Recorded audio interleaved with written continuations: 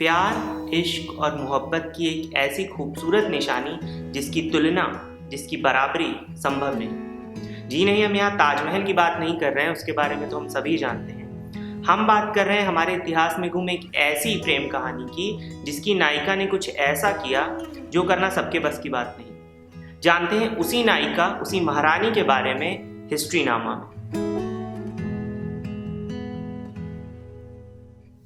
जय हिंद दोस्तों, हिस्ट्रीनामा में आप सबका एक बार फिर से स्वागत है। दोस्तों, गुजरात के अदालज में एक ऐसी बेहद खूबसूरत बावड़ी यानी स्टेपवेल है जिसकी डिटेल्ड और इंट्रिकेट कार्विंग यानी महीन और जटिल नक्काशी देखने लोग दूर दूर से आते हैं। बलुआ पत्थर यानी सैंडस्टोन से बनी ये 5 मंजिला बावड़ी बनी है हिंदू, इस्लामिक और जैन आर्किटेक्चर में।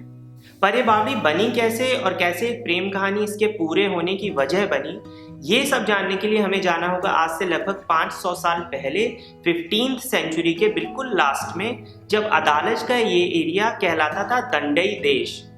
यहाँ पे रूल चलता था वाघेला डायनेस्टी का, जिसके राजा थे राणा वीर सिंह और उनकी पत्नी थी रानी रुदा देवी या रुदाबाई। इस एरिया के शुष्क मौसम या ड्राई क्लाइमेट और पानी की कमी की वजह से बारिश का पानी ही यहाँ के लोगों के लिए राहत की वजह बनता था। तो एक अच्छे राजा की तरह राणा वीर सिंह ने लोगों की भलाई के लिए एक बड़ी और गहरी बावड़ी बनाने का निर्णय लिया। बावड़ी बनने का काम शुरू हुआ और सब कुछ सही चल रहा था, पर जल्दी ही अदालज की खुशियों को किसी की नजर लगने वाली थी। अदालज के पड़ोस में रूल चलता था मुजफ्फरिड डायनेस्टी का, जहां से हुक्म चलता था गुजरात सल्तनत का। उस वक्त में यहाँ का सुल्तान था महमूद बेगड़ा, जिसके वक्त में गुजरात सल्तनत या मुजफ्फरिड डायनेस्टी अपने चरम पर पहुंची और बहुत दूर दूर तक फैली। फिर क्या, एक वक्त वो आया जब महमूद बेगड़ा ने अदालज पर अटैक कर दिया। दोनों तरफ की सेनाओं में भयंकर युद्ध हुआ और इस युद्ध में राणा वीर सिंह की मृत्यु हुई। दुश्मनों के हाथों से बचने के लिए रानी रुदाबाई ने सती होने का यानी अपनी जान देने का निर्णय लिया, पर इससे पहले कि वो ऐसा कर पाती, महमूद बेगड़ा ने उन्हें रोक लिया।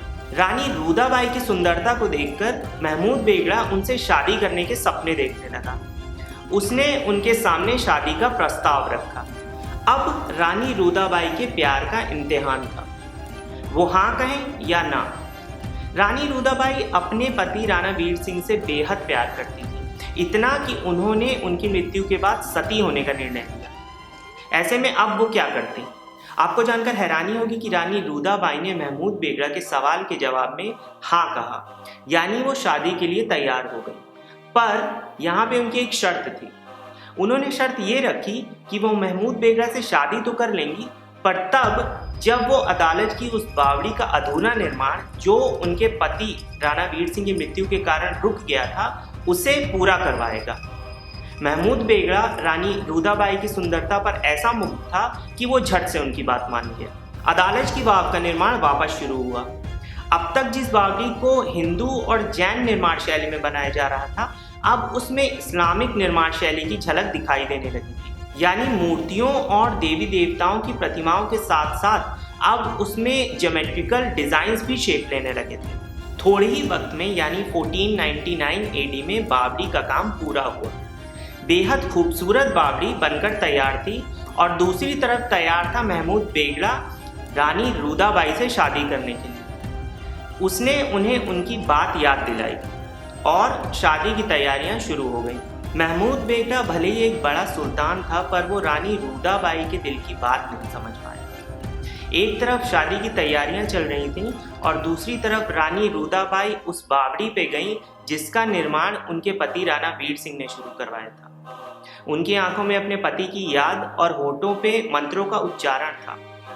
मंत्रों के उच्चारण के साथ ही उन्होंने उस बावड़ी की प्रदक्षिणा की यानी परिक्रमा लगाई और फिर चुपचाप उस बावड़ी में उतरकर उसके जल में जल समाधि ली। कहानी यहीं खत्म नहीं हुई। जब महमूद बेगड़ा को ये सब कुछ पता चला तो उसने उस बावड़ी को तो कोई नुकसान नहीं पहुंचाया, पर उसने उन 6 मुख्य कारीगरों को, 6 मेन आर्किटेक्ट्स को बुलवाया जिन्होंने ये बावड़ी बनाई थी।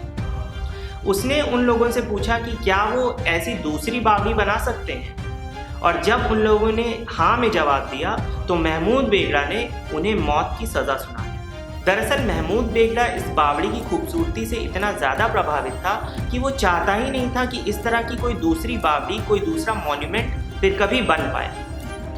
इन कारीगरों की कब्र आज भी आपको इस बावड़ी के पास देखने को मिल जाए। वापस आते हैं रानी रूदाबाई की तरफ। तो रानी रूदाबाई ने तो जल समाधि ले ली, पर वो हमारे लिए एक सवाल छोड़कर चली गई कि क्या होता अगर वो महमूद बेगड़ा की बात मान लेती। अगर वो ऐसा करती तो गुजरात के सबसे बड़े सुल्तान की पत्नी के तौर पर एक शानो शौकत वाली जिंदगी बिता सकती थी। दरअसल रानी रूदाबाई के पास दो ऑप्शंस थे।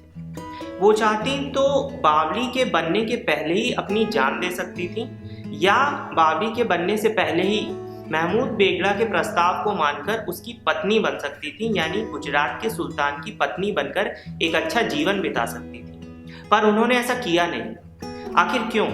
दोस्तों, अपना प्यार तो हर कोई निभा लेता है, पर जो रानी रूदाबाई ने किया, इससे उन्होंने अपने पति के प्रति अपने प्यार और अपनी लॉयल्टी को तो अमर किया ही, साथ ही उन्होंने अपने अलावा अपने राज्य के उन बेबस लोगों के बारे में सोचना ज़्यादा ज़रूरी समझा जो अपना जीवन पानी की कमी के साथ बिताने को मजबूर थे। रानी रूदाबाई ने बावड़ी बनने के बाद ही जल समाधि ली। बावड़ी बनने से आसपास के लोगों का जीवन आसान हो गया। कहते हैं कि उस वक्त लोग यहाँ सिर्फ पानी भरने नहीं आते थे, बल्कि प्रार्थना करने भी आते थे, और उस वक्त इस रास्ते से गुजरने वाले कारवां, कारोबारी या तीर्थयात्री यहाँ पर रुकते और आराम करते थे। उस वक्त आसपास के गांव के लोग अपने घर के किसी शुभ कार्य से पहले यहाँ के नवग्रहों की पूजा करते और यहाँ के जल का इस्तेमाल करते थे। उस वक्त ये बावड़ी सिर्फ वाटर कंजर्वेशन के लिए नहीं यूज होती थी, बल्कि सोशल गैदरिंग्स के लिए भी इसका इस्तेमाल होता था। महिलाएं यहाँ पर आकर अपना समय व्यतीत कर दी थी और बाहर की गर्मी से उन्हें यहाँ पर आके निजात मिलती थी। इस बावड़ी का टेम्परेचर आज भी बाहर के टेम्परेचर के मुकाबले 5-6 डिग्री कम ही होता है। साथ ही आज भी यहाँ के आसपास के लोग यहाँ के जल को पवित्र मानते हैं और किसी शुभ कार्य से पहले यहाँ का जल ले जाकर उसका प्रयोग करते हैं। अष्टकोणीय संरचना यानी ऑक्टोगोनल स्ट्रक्चर में बनी ये बावड़ी गुजरात की राजधानी गांधीनगर से 10 किलोमीटर, अहमदाबाद के सरदार वल्लभ भाई पटेल इंटरनेशनल एयरपोर्ट से 15 किलोमीटर और अहमदाबाद रेलवे स्टेशन से लगभग 20 किलोमीटर दूर है। अदालत स्टेपवेल, जिसे रूदाबाईनी वाव या रूदाबाई स्टेपवेल भी कहा जाता है, यहाँ आज भी आपको संस्कृत में शिलालेख यानी इंस्क्रिप्शंस मिलेंगे। ये इंस्क्रिप्शंस ना सिर्फ इस बावड़ी के बनने के बारे में आपको जानकारी देते हैं, बल्कि इन इंस्क्रिप्शंस में आपको रानी रूदाबाई का भी उल्लेख मिलता है। पर दुख इस बात का है कि बेहद खूबसूरत और नक्काशियों से छलकते इस मॉन्यूमेंट के पीछे की ट्रैजिक हिस्ट्री हम में से कम लोग ही जानते हैं। अगर आप अदालज की इस बावड़ी को देखने जाएं तो इसके पास और भी फेमस टूरिस्ट प्लेसेस हैं, जैसे इंद्रोणा नेचर पार्क, साबरमती गांधी आश्रम, दांडी कुटीर या फिर अंबाजी का मंदिर जो कुछ घंटों की दूरी पे है। फोटोग्राफर्स और ट्रेवलर्स के लिए अदालज की बावड़ी एक ड्रीम डेस्टिनेशन है, पर एक भारतीय होने के नाते हम में से कितने लोग इसके पीछे के इतिहास को जानते हैं, ये हमें खुद से पूछना होगा और इतिहास में गुम ऐसे किस्सों को टटोलना होगा। वीडियो अच्छा लगा तो मेरे चैनल को अभी सब्सक्राइब कीजिए और इसे लाइक, कमेंट और शेयर करना मत भूलिएगा। मिलते हैं ऐसे ही इतिहास में गुम किसी और सच्चाई के साथ अगले वीडियो में। तब तक टेक केयर। जय हिंद।